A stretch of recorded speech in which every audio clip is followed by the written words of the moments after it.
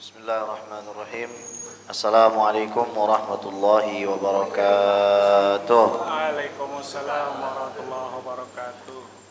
Innal hamdalillah nahmaduhu wa nasta'inuhu wa nastaghfiruhu wa natubu ilaihi wa nastahdihi wa na'udzu billahi min syururi anfusina wa min sayyiati a'malina.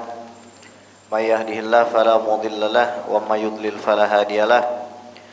Asyhadu an la ilaha illallah wahdahu la syarika lah wa asyhadu anna sayyidana wa nabiyyana wa maulana Muhammadan abduhu wa rasuluhu wa safiyuhu alladzi la nabiyya wa la rasula ba'dah.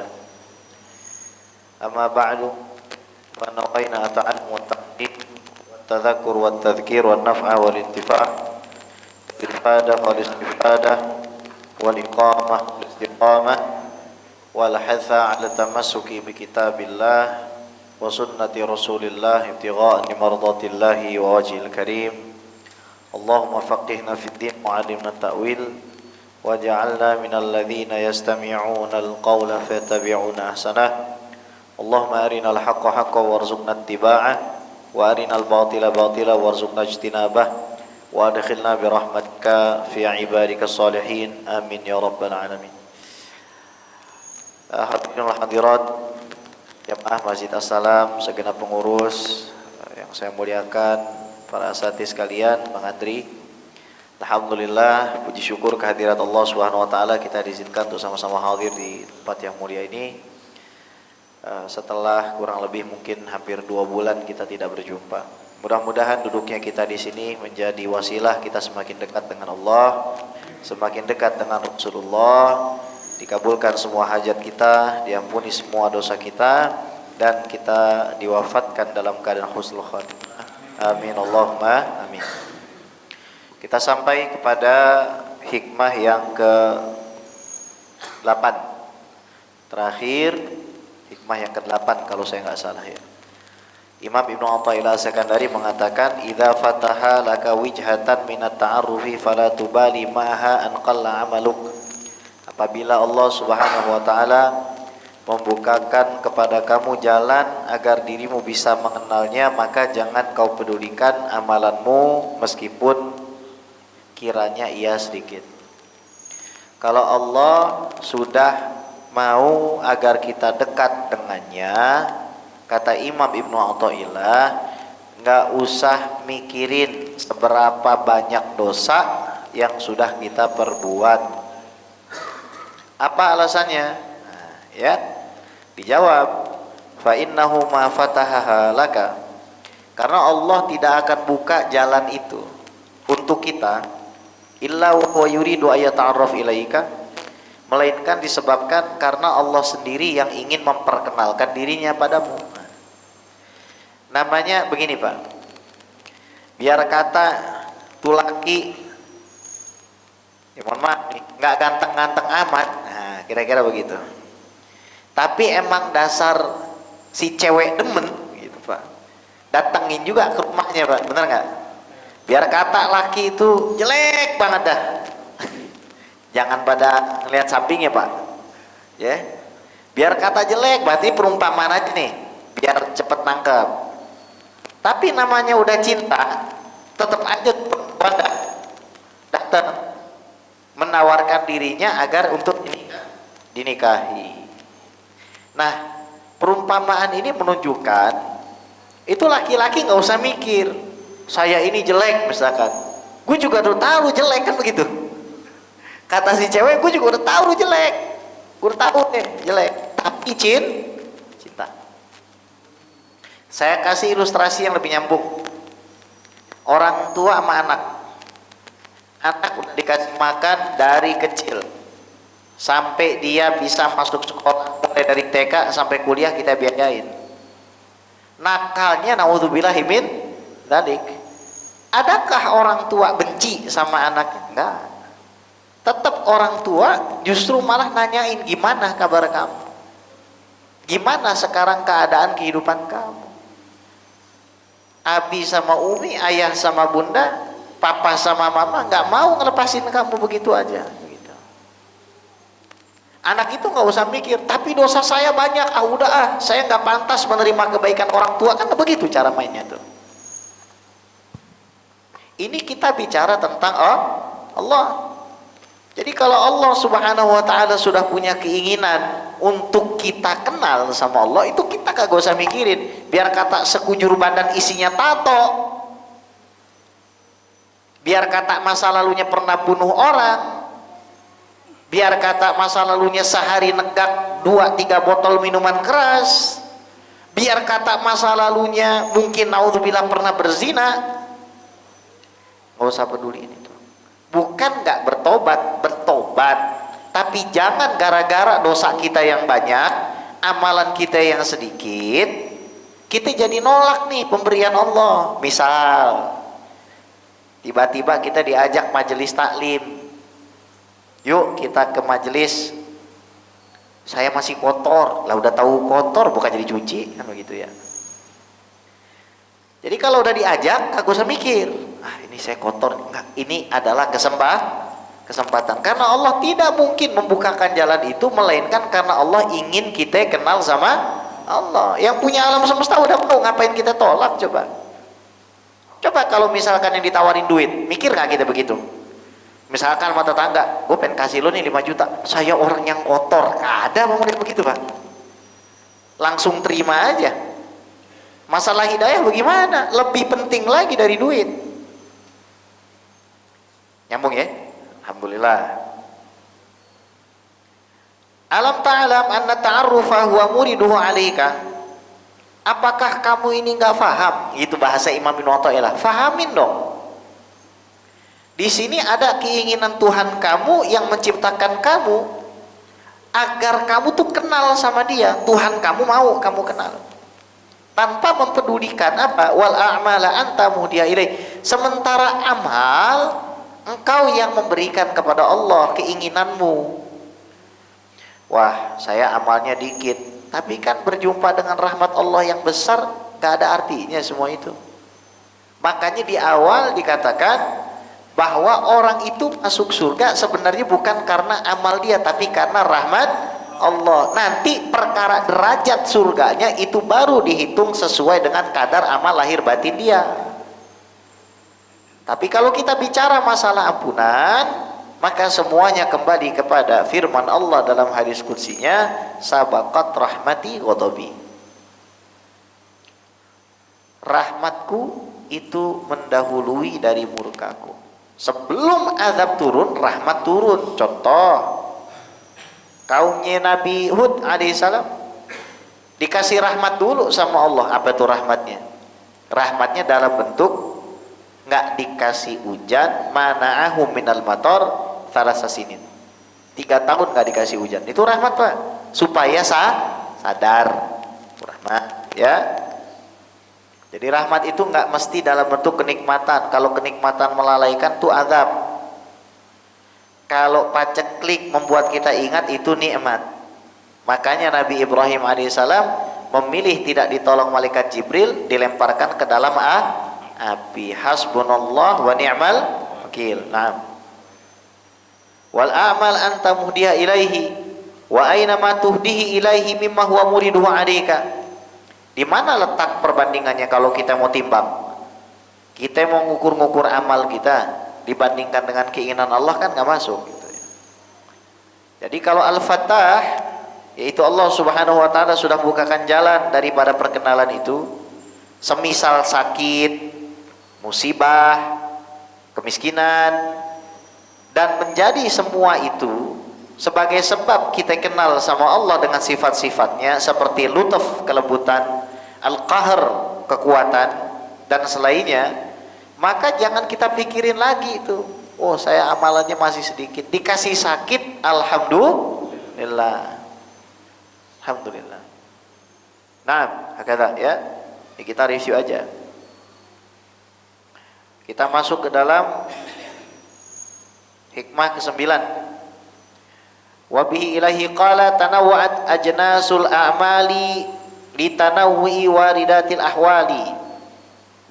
Bahwa beragamnya jenis-jenis perbuatan manusia di dalam beramal soleh, macam-macam kan, Kadang kita pengennya sedekah, kadang pengennya ke majelis taklim, kadang kita pengennya neraktirin teman, kadang kita pengennya zikir sholawatan, kadang kita pengennya la ilaha illallah, kadang kita pengennya astagfirullah, kadang kita pengennya sholat tahajud 10+3 misalkan, kadang kita pengennya tahajudnya 4+1 kadang-kadang, ya.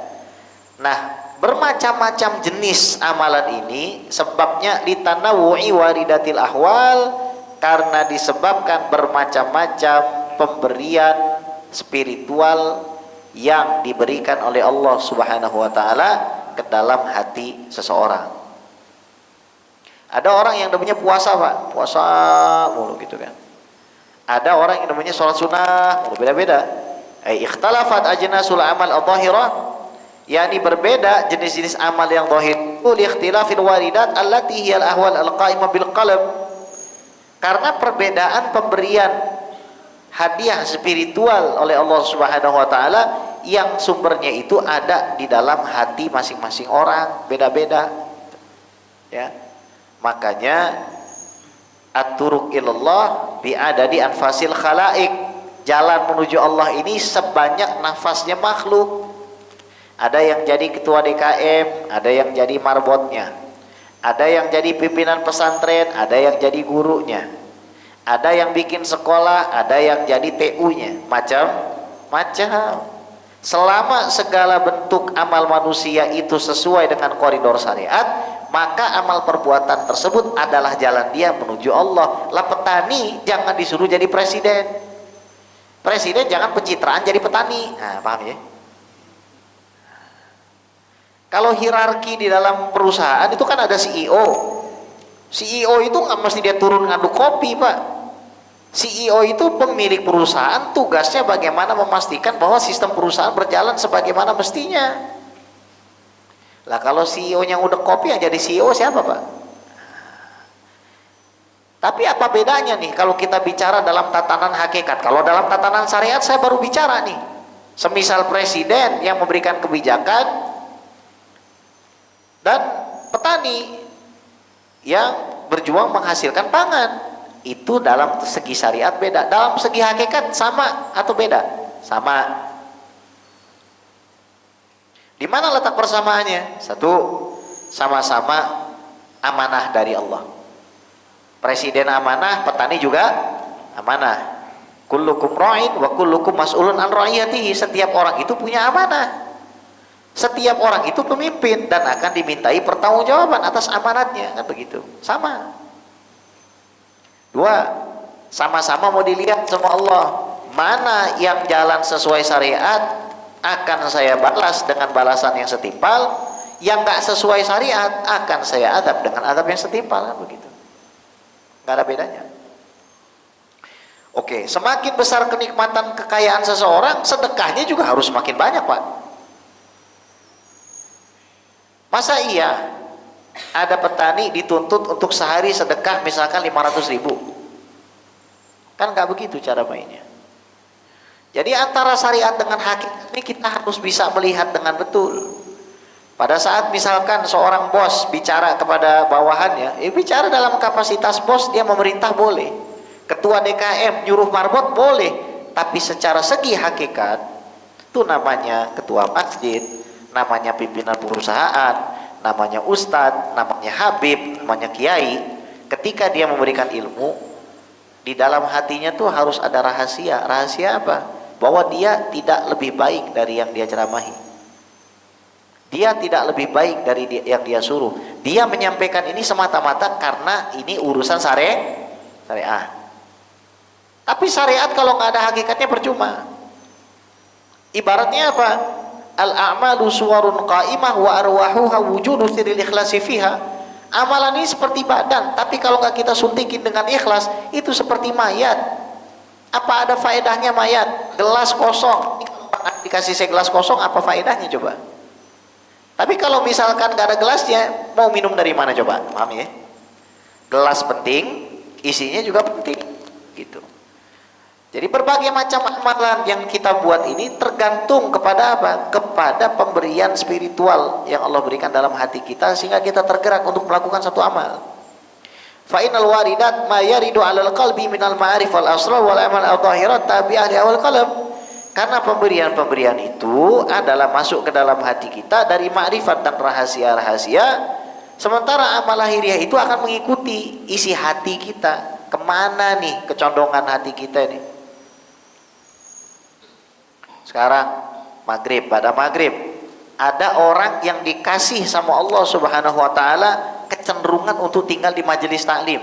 Kenapa? Hatinya dikasih waridah sama Allah, dikasih pemberian. Kalau kamu datang ke majelis taklim dan kamu mengingat saya, kamu meminta surga, kamu takut neraka, kamu saya ampuni dosanya. Kebanyakan para ulama menghidupkan waktu maghrib dan isya. Oh, saya maunya di sini. Ada yang pengennya di rumah baca Al-Quran, ngajarin keluarganya baca Ada yang modelnya kayak begitu. Ada yang lagi di jalan, Pak. Kenapa? Nganterin emaknya berobat. Ada yang lagi di jalan cari nafkah dan lain seterusnya. Nah, itu namanya warid. Nanti dilihat nih, yang di majelis taklim kayak bagaimana, yang lagi kerja kayak bagaimana, yang lagi di rumah kayak bagaimana, dilihat sama Allah. Hakikatnya sebenarnya begitu. Makanya Nabi SAW bersabda, ala inna fil jasadi mudghah fa idza salahat salahal jasadu kulluh wa idza fasadat fasadal jasadu kulluh ala wahyal qalb. Di dalam tubuh manusia ada segumpal daging, kalau benar-benar semua. Nah, itulah yang namanya hati. Kalau rusak-rusak semua. Makanya kita minta kepada Allah Subhanahu wa taala, ya muqallibal qulub, wahai zat yang membolak-balikan hati, tsabbit qalbi ala dinik wa ta'atik. Tolong tetapkan saya punya hati di dalam ketaatan kepadamu. Tetapkan saya punya hati di dalam ibadah kepadamu. Minta sama Allah. Kadang-kadang begini, Pak, bukti paling sederhana deh. Perasaan di sini kan padat penduduk, tapi yang ke masjid kenapa jarang? Artinya kan warid yang Allah berikan itu nggak kepada semua orang untuk datang ke masjid. Saya nggak bilang yang datang ke masjid itu hatinya pasti licin, tapi insya Allah hati bapak-bapak semua tuh bersih licin, amin. Ya, makanya datang kemari, dikasih sama Allah hidayah, petunjuk, datang ke majelis ilmu, datang sholat maghrib berjamaah ke masjid. Tapi yang enggak, kalau dalam posisi kita ternyata belum ke masjid, kita rumah di samping masjid, nah kita harus bertanya tuh, apa yang menghalangi kita dari semua itu? Dari segala bentuk kebaikan yang dapat menyelamatkan kita di dunia dan di akhirat. Saya bilang dengan saya punya kawan, hidup di dunia ini sudah digariskan sama Allah bahwa kita membutuhkan sekelompok orang untuk berzikir bersama, untuk mengingat Allah bersama, dan gak bisa kita sendirian, gak bisa. Nggak mungkin kita bisa sendirian. Nabi Muhammad SAW diperintahkan sama Allah, wasbir nafsaka ma'al ladzina yad'una rabbahum bil ghadati wal 'ashyi yuriduna wajha. Muhammad, bersabarlah kamu bersama segolongan orang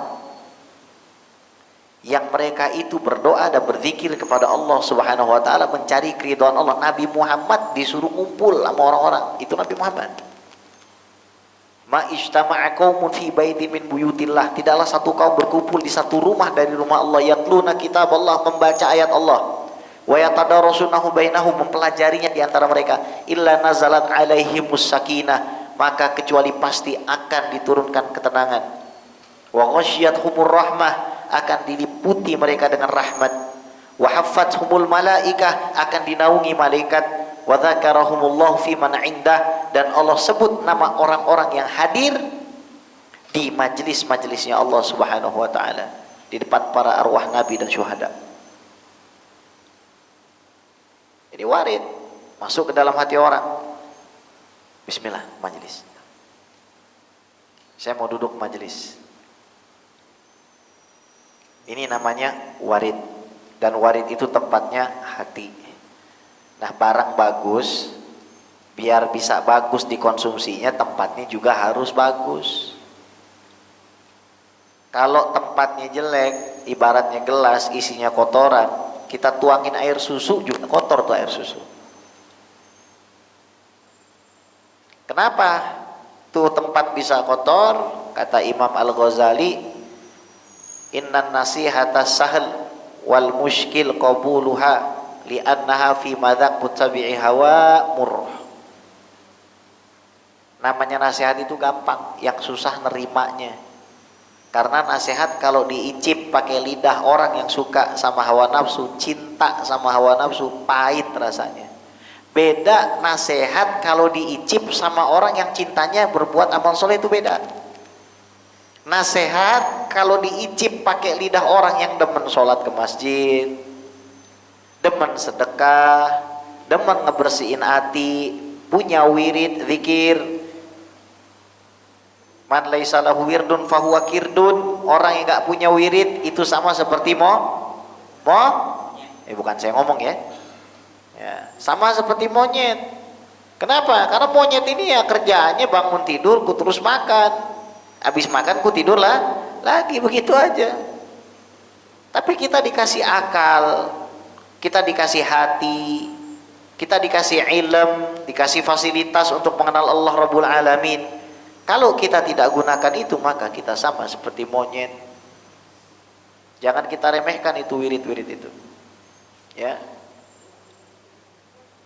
Fa idza warada 'ala al-qalbi al-'ilm bi fada'il qiyamil lail, masalan. Kalau seandainya di dalam hati itu diturunin sama Allah ilmu tentang fadilah qiyamul lail. Kata Imam Junaid kan ketika dilihat dalam mimpi, faniyatil ibarat wa tahatil isyarat wa ma nafa'atna illa raka'at fi jawfil lail.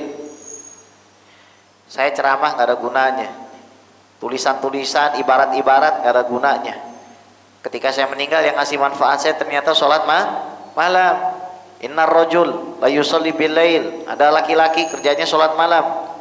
Faja'alallahu ta'ala fi wajhi nuran yuhibbu ayyakuna lahu kullu muslim. Maka Allah kasih di mukanya tuh cahaya terang yang setiap orang beriman kalau melihat pengen. Fayaqulu rajulul ladzi lam yarahu qattu wallahi ana uhibbu hadzal rajul. Maka seorang laki-laki yang enggak pernah melihat laki-laki ini ketemu, tiba-tiba ngomong, saya enggak tahu kenapa saya suka ngeliat orang ini. Nah, tawajjah ilaihi. Maka kalau sudah dikasih, bangun dia, bangun. Ya. Wa atharahu ala ghairihi, dan dia pasti milih ini dari yang lain. Misalkan Real Madrid lawan Barcelona. Wah, gitu kan Ustaz Faisal ya. Real Madrid lawan Barcelona, lawan tahajud 4+3 misalkan. Ini kan pilihan. Kalau emang wiridnya pengen istighfar jadi pendukung Barcelona kan lain lagi. Oh ya, saya mau istighfar aja, Bib. Kalau Barcelona dibantai sama Madrid, astagfirullah, astagfirullah. Apalagi MU tuh. MU kan penduduknya innallaha ma'asobirin. Ya. Coba bayangin. Tapi kalau di dalam hatinya dikasih warid sama Subhanahu wa taala, deh, kamu tahajud deh. Wa minal laili fatahajjad bihi nafilatan laka asa ayab'asaka rabbuka maqaman mahmuda. Nanti kamu diangkat derajatnya sama Allah, dibangun. Saya pengen derajat saya tinggi, sholat. Jadi kembalinya kemana nih? Hati. Itulah kata para ulama, idza taharat qulubun nas masyabi'at min qiraatil Qur'an. Kata Imam Al-Hasan Al-Basri, kalau hati manusia itu bersih, nggak bakalan dia kenyang baca Quran, gak bakal kenyang, lapar mulu dia. Lagi kosong waktunya Quran, lagi kosong waktunya Quran. Ya, kalau nasihat ini dimakan sama orang yang sukanya maksiat, pahit Pak. Maka dibilang ngedabrus, omong kosong, tukang bohong, tukang dongeng. Kan buzzer begitu, ini lagi pada beraksi nih di TikTok saya nih. Jadi emang susah juga gitu loh. Ya. Tapi kalau kita model begini, ingat zaman-zaman para nabi. Ingat Nabi Nuh bikin bahtera di tengah kota, hujan nggak turun, banjir nggak ada, dibilang orang gila. Ingat Nabi Hud nasihatin kaumnya biar beriman kepada Allah, jangan nyembah berhala, dibilang orang gila. Ingat Nabi Soleh diminta ngeluarin onta, ontanya dikeluarin, dibunuh, dibilang juga orang gila. Udah, jalan, ya. Nah, ya. Jadi kesimpulan hikmah ke-9, apa kesimpulannya? Wahai orang-orang yang menginginkan Allah, bersihkanlah hatimu agar pemberian Allah itu tidak kamu sia-siakan. Bukannya nggak ada kan orang nasihatin kita, Pak? Kadang istri kita sendiri nasihatin kita. Kadang Bu, suami kita juga nasihatin kita kan. Ngasih tahu sama kita mana yang baik, mana yang enggak. Kalau emang hati kita punya kecenderungan, kecondongan kepada nasihat-nasihat itu, tuh alhamdulillah, fabiha wa ni'mat, artinya kita punya hati, udah kita usahain biar bersih, gampang dinasihati. Maka kata para ulama, sebelum kita masuk ke hikmah yang ke-10, bahwa tanda seorang itu dianggap penuntut ilmu, perasaan dia ketika ngedengar satu perkataan, baik itu ayat, baik itu hadis, baik itu kalam ulama, baik itu nukilan-nukilan kitab, pertama kali dia dengar dibandingkan kali ke-1000 dia dengar, mungkin juga dari orang yang sama, itu takzimnya nggak berubah. Karena dia bukan mencintai, senang orang diceramah, oh ini ceramahnya bagus, ini saya udah pernah dengar, nggak begitu juga. Antum percaya nggak, ada seorang Habib itu di Pontianak, saya punya kawan, alim orangnya, tapi kalau sholat Jumat dari 5 tahun yang lalu sampai sekarang temanya itu aja, Pak. Terus kalau ditanya, Habib kenapa sih kok ceramahnya tentang takwa mulu, gak rubah-rubah? Mau lagi musim haji, takwa, lagi Ramadan, takwa, lebaran, takwa. Kenapa? Dijawab tuh sama si Habib, lah gue pesen begini aja lu kagak jalanin, gue pesen yang sederhana kayak begini aja udah lu jalanin belum? Jangan rubah-rubah dulu deh, pesan yang lain deh. Nah, biar ente takut dulu deh sama Allah. Terus di belakang ngomong sama saya, ya nggak apa-apa deh Bib, biar nggak ribet nyiapin khotbahnya gitu. Jangan dia. Alim orang itu di Pontianak sekarang. Ya. Nah, jadi kita bersihin hati kita. Hikmah yang ke-10, wa bihi ilaihi qala al-a'mal suwarun qa'imah wa arwahuha wujudu sirril ikhlas fiha. Al-a'mal suwarun qa'imah, sesungguhnya amal itu adalah gambaran-gambaran tubuh yang kokoh dan ruhnya adalah rahasia keikhlasan di dalamnya. Maksudnya yakni anna a'malal birri kasuwarin qa'imah ay asbah wa arwahuha allati biha hayatuha wujudu sirril ikhlas. Artinya sederhananya seperti yang saya sampaikan tadi, kita membutuhkan ikhlas di dalam setiap perbuatan kita, karena itu yang akan menjadi titik tolak diterima atau tidaknya amal kita. Jadi amal itu sebenarnya cuma 2. Satu, cara main yang ngikutin Rasulullah, syarat rukun yang ngikutin Rasulullah. 2, harus murni karena Allah. Selesai. Mau kerja, mikirin cara main dulu nih. Cara mainnya sesuai nggak sama Rasulullah? Kalau kaitannya sama narkoba, kaitannya sama wanita yang tidak halal, kaitannya dengan riba, kaitannya dengan pembunuhan, kaitannya dengan yang haram, ini udah nggak sesuai cara Nabi, tinggalin. Kalau ternyata sesuai cara Nabi, udah nih kerja di tempat yang halal, tukang bangunan segala macam halal, tinggal diniatkan untuk Allah, bekerja karena Allah. Ciri orang bekerja karena Allah gampang, gak ninggalin syariat, gak ninggalin sholat. Dia kerja iya, tapi sholat kagak pernah dia tinggal. Itu aja dulu deh, gak usah banyak-banyak, kita gak usah ngomongin baca Quran dulu deh, sholat dia gak tinggal. Itu cirinya tuh, ikhlas, betul-betul ikhlas. Nah sholat juga begitu, syaratnya harus sesuai Rasul, rukunnya juga begitu, dan harus ikhlas karena Allah. Makanya ada namanya doa iftitah, untuk memastikan dari awal bahwa kita sholat semata-mata karena Allah subhanahu wa ta'ala. Nah, jadi Imam Nawawi itu pernah ngebagi, ada orang ibadah karena dia mau mendapatkan surga, ada orang ibadah karena takut, ada orang ibadah karena malu. Yang pertama, orang ibadah karena dia mau mengharapkan surga. Wa hadhi ibadatul ubad, ini ibadahnya orang yang Wahadi ibadatu tujar, ini ibadahnya orang yang suka dagang, tajir, ya. Ibaratnya saya sholat, ya, saya tahu kalau saya sholat saya masuk surga, saya minta nih supaya saya dapat surga. Sedekah supaya rezekinya lancar. Itu yang pertama tuh. Ada yang kedua, alladzi ya'budullaha ta'ala khaufan minhu. Dia nyembah Allah gara-gara takut. Saya sedekah supaya saya ditutupin aibnya. Saya habis berbuat dosa nih, maka saya sedekah. Saya takut kalau aib saya dibuka sama Allah. Disedekah. Dia sholat, kenapa? Dia takut kalau misalkan dia diadab karena maksiatnya tempo dulu. Wahadi ibadatul abid, ini ibadahnya budak.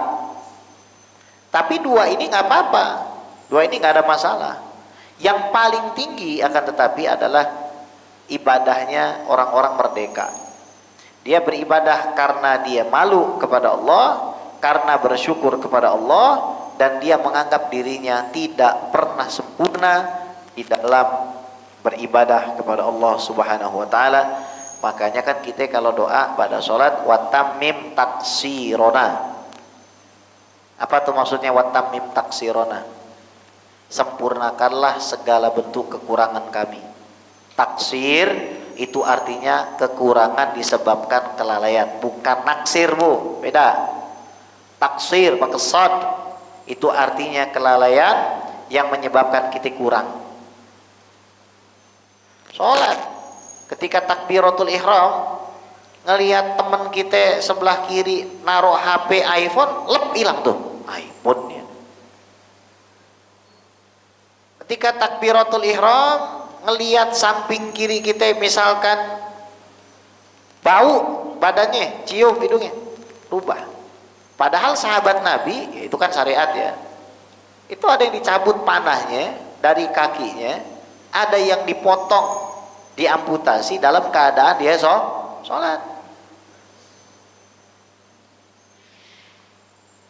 Nah, kita nggak usah kejauhan ke sana deh, ya.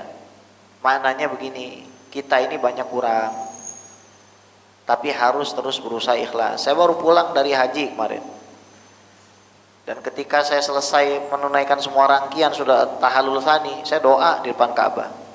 Ya Allah, saya jujur, saya itu nggak yakin amalan saya ini diterima. Begitu banyak kekurangan, begitu banyak alpa, begitu banyak kelalaian yang saya lakukan. Nggak pantas, masih banyak orang yang jauh lebih pantas. Tapi ya Allah, saya tahu rahmatmu ini luas. Dan engkau tempatkan saya ada di depan rumahmu, memandang rumahmu, mengemis kepadamu ya Allah. La tukhayyibna ya Rabb. Maka jangan bikin kami menjadi orang yang kecewa. Langsung saya doa tuh. Ya man la yashghaluhu samun an sam'in, wahai zat yang tidak pernah dibikin sibuk dengan permintaan-permintaan manusia. Wa ya man la tughditu kathratul masail, yang enggak pernah salah menjawab meskipun banyak yang minta. Wa ya man la yatabarramu bilahahi ibadil mulhina alaih, wahai zat yang enggak pernah bosan kendati pun banyak yang mengemis. Adikna barda rahmatik wa karamastijabatik, bikinlah saya itu merasakan barda rahmatik, dinginnya rahmatmu, wa karamastijabatik, dan kedermawananmu di dalam menjawab permintaan saya. Saya nggak mau ngandelin amal, nggak bisa. Ini yang dikatakan Imam Al-Mu'tazilah bahwa amalan kita itu seperti badan tubuh yang kokoh. Tapi kalau nggak ada ruhnya, nggak ada artinya. Sama kita ngadain orang kotak minyak wangi, begitu disemprot habis. Apa artinya? Sepercaya diri apa kita, Pak? Mau persembahkan sholat kita kepada Allah. Ya. Yang ke-11, wabihi ilaihi qal idfin wujudaka fi ardil khumul fama nabata mimma lam yudfan la yatimmu nataju. Idfin, kuburlah wujudaka, wujud kamu fi ardil khumul, di tanah keterasingan. Fama nabata mimma lam yudfan, karena segala sesuatu yang tumbuh bukan karena ditanam tidak akan sempurna hasilnya.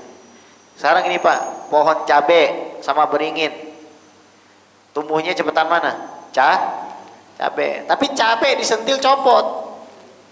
Beringin nanemnya dalam, tumbuhnya lah lama. Coba lu dorong tuh beringin.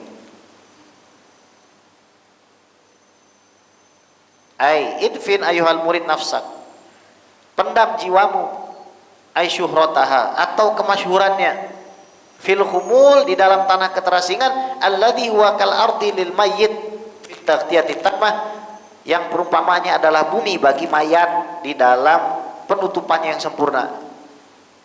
Ini teguran buat kami gitu. Bi alla tata'atu asbab syuhrah, dengan cara kamu jangan cari-cari sebab biar terkenal. Repot. Saya pernah bilang tuh sama seorang kawan, saya nggak mau lah main medsos lagi sama Ustadz Abdul Somad. Ustadz Abdul Somad langsung bilang, jangan Habib. Nanti kalau Habib kayak begitu, berkurang kawan kami untuk berjuang di media sosial. Serba salah kan? Fainal khumula mimma yu'inu 'alal ikhlas, karena kita kalau bersembunyi itu semakin gampang untuk ikhlas. Bi khilafi hubbidz zuhur, berbeda apabila seorang itu cinta untuk tampil. Makanya kadang-kadang, mohon maaf ya, saya nggak ngomong di sini. Lagi acara maulid atau apa, ada orang yang nggak pernah datang ke masjid, pengennya duduk depan. Nggak pernah datang ke masjid, sholat jamaah nggak pernah. Tapi kalau ada acara, pengennya duduk di depan, pengennya kelihatan. Nggak usah pengen begitu. Ya, biasa aja. Fa innahu min jumlatil quwati al-qasimah lidzuhur. Ya. Karena ia adalah hal-hal yang bisa memutuskan daripada kita menampilkan diri gitu. Khumul ya. Famana bata minal habbi bimma lam yudfan fil ardi la yatim natajuhu, karena kalau ada biji itu ditanam tapi nggak dalam, maka tumbuhnya juga nggak akan sempurna. Bal yakhruju musfirra, maka akan keluar tak menghasilkan apa-apa. Wa kadzalika anta ayyuhal murid, begitu juga kita. Idza ta'ataita asbab syuhrah fi bidayatika, kalau kamu awal-awal aja pengen terkenal, misalkan baru baca Iqra 1 langsung tulis resolusi cinta Quran, waduh, baru begitu pengennya langsung terkenal, nggak usah, udah biarin aja ya. Kalau semakin kita menampilkan sesuatu di awal-awal itu, nanti nggak akan berhasil, biasanya begitu. Mau itu ibadah, mau itu bisnis, mau itu pernikahan, di awal-awal kita tampilin kenikmatan tuh biasanya nggak bakal jadi.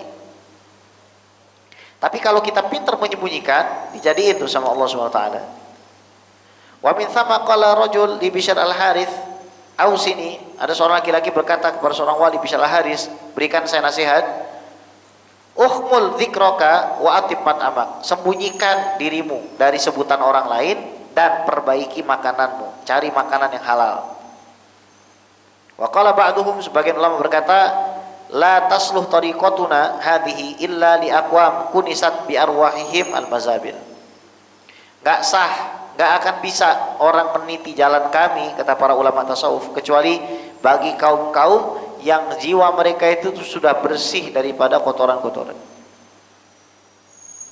Pengen disebut, misalkan lagi acara maulid nih nanti, nama Bang Andri nggak disebut, santai aja.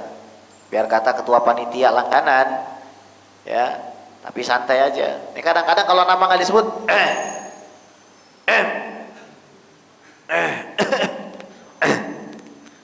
oh iya Pak RT gitu, kan gitu. Ya, biarin aja. Lagian nama gini, maqamul hudur afdal min maqami dzikir. Hadir itu lebih penting daripada disebut. Karena kadang ada nama yang disebut kagak hadir. Dan disebut manusia itu paling mentok, paling cuma 5 detik doang, Pak. Tapi kalau disebut Allah, nggak selesai itu. Sampai selesai kita kiamat, selesai kita di surga juga masih disebut kita itu namanya itu. Wa qala Ibrahim bin Adham, dan ini tonjokan yang luar biasa bagi orang yang berdakwah di zaman sekarang pakai medsos ya. Ada ini tonjokan yang luar biasa nih. Ma sadaqallah man ahabba syuhrah. Enggak jujur orang itu kepada Allah apabila dia mencintai terkenal, mencintai popularitas. Enggak jujur dia. Repot kan Pak? Kalau nggak posting nggak jadi dakwah, kalau posting PR, itu dia watamim taksirona ya Allah ya Rahmanur Rahimin, dan sempurnakanlah kekurangan kami wahai Allah yang Maha Penyayang. Naam. Ish khamira dzikri bainan nas wardabih. Hiduplah kamu sepi dari disebut-sebut orang, disebut-sebut di antara manusia, dan ridholah kamu kalau ada orang lebih terkenal dari kamu, santai aja. Fadzaka aslam fid dunya wa fiddin. Karena itu yang lebih selamat untuk dunia kamu dan juga untuk agama kamu. Man asyaron nasa lam taslam diyanatuhu. Orang yang bergelut terus sama manusia, kebanyakan gak selamat agamanya. Walam yazal bainat tahrik wa taskin, dan dia itu antara diam digerakin lagi, gerak diam lagi, ya begitu modelnya. La haula wala quwata illa billahil aliyil azim.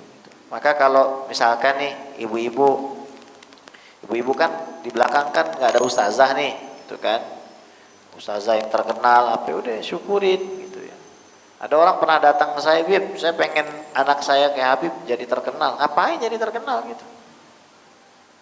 Orang minta afiah, minta keselamatan. Banyak Pak orang tuh nggak terkenal di dunia, terkenal di langit, dimuliakan sama Allah Subhanahu Wa Taala.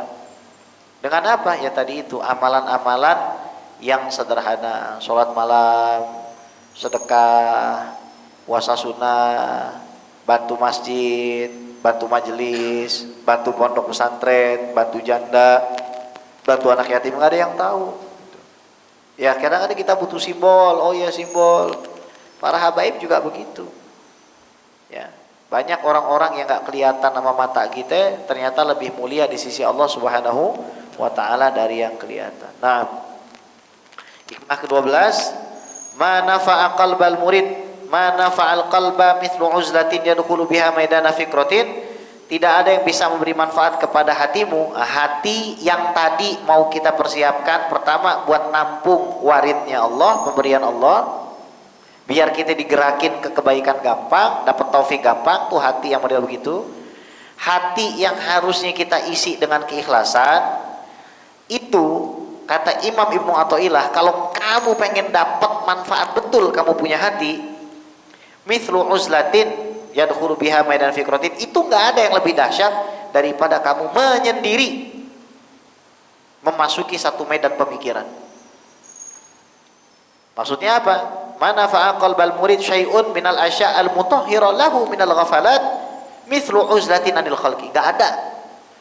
Tadi kita udah bicarakan, hati itu adalah sumber segalanya, hati itu adalah tempat kita mendapatkan pemberian spiritual dari Allah, hati itu adalah penentu daripada semua jasad kita.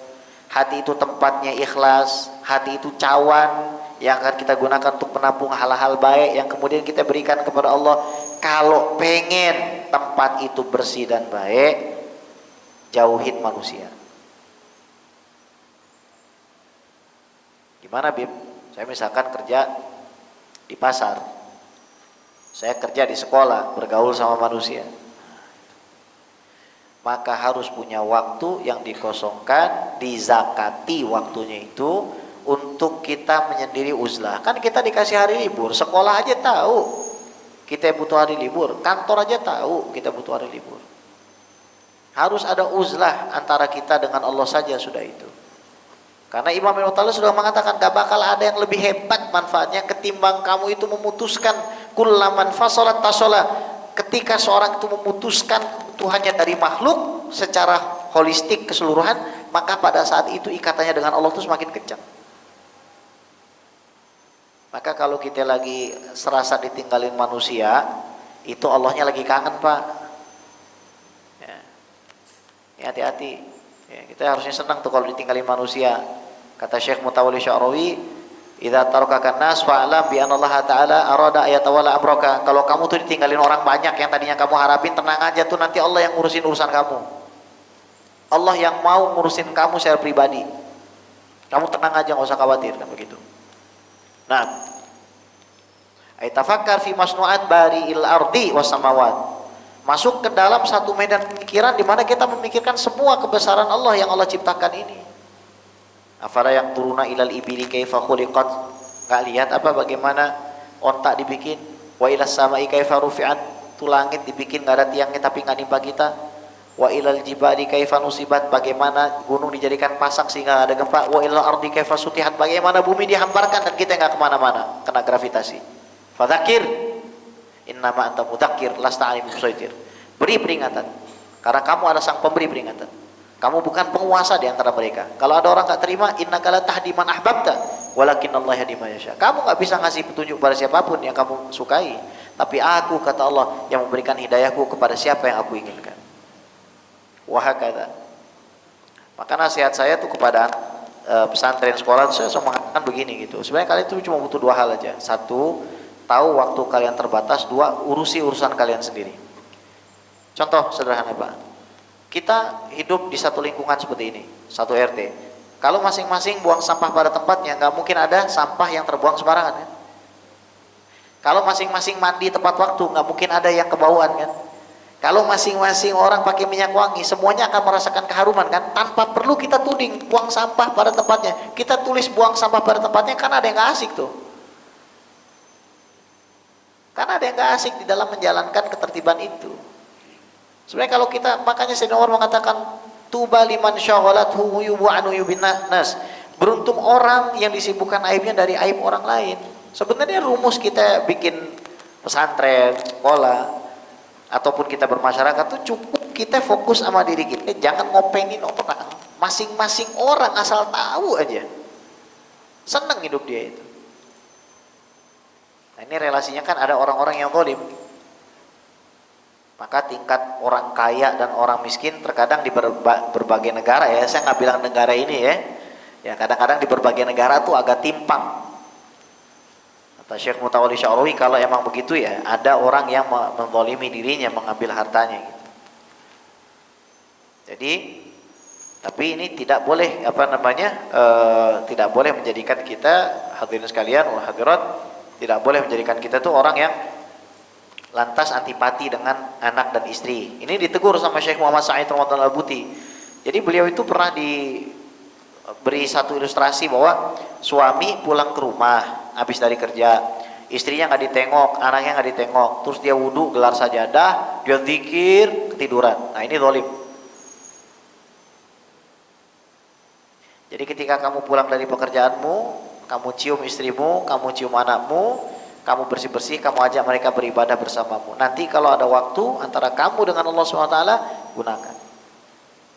Bukan jadikan alasan gitu. Karena ada sebagian orang ya maunya zikir aja, nggak mau kerja. Istrinya dikasih makan tasbih, bukan dikasih nasi Pak. Nih tasbih gitu. Alasannya nukilan kitab ulama apa? Yaqra'una Yasin biniyati syaba'. Oh, para ulama itu dulu, para aulia, kalau mereka lapar, mereka baca Yasin, niatnya supaya kenyang. Jadi anak sama bini disuguhin Yasin aja begitu. Nah, permasalahannya anak sama bininya ini wali bukan?